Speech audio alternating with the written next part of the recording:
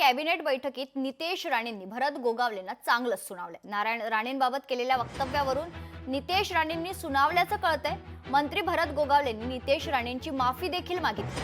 अनावधानानं वक्तव्य केल्याचा गोगावलेंनी खुलासा केलाय। लोकशाही मराठीला सूत्रांनी ही माहिती दिली।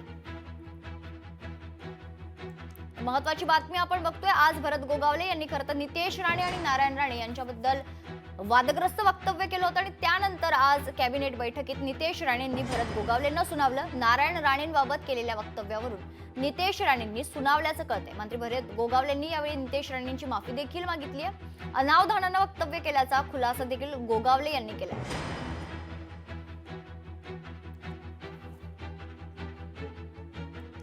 लोकशाही मराठीला मिळालेल्या माहितीनुसार आज कॅबिनेट बैठकीत नितेश राणेंनी भरत गोगावले यांना सुनावले।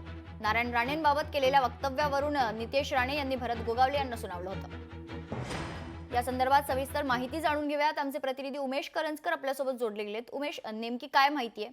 आज नितेश राणेंनी खरं तर भरत गोगावले यांना चांगलंच सुनावलेलं आहे।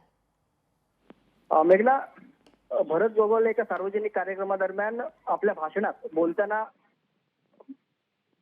नारायण राणे यांच्या संदर्भात ते एक वादग्रस्त वक्तव्य केलं।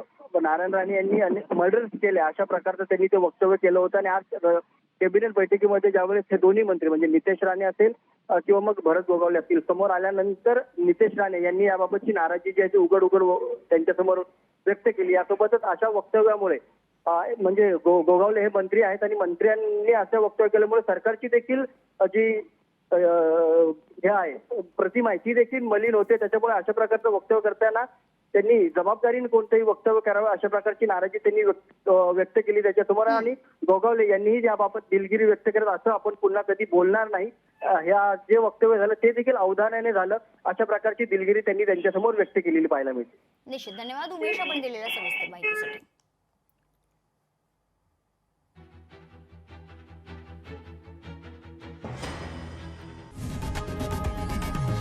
लोकशाही मराठी ऐका, पहा, जागरूक रहा।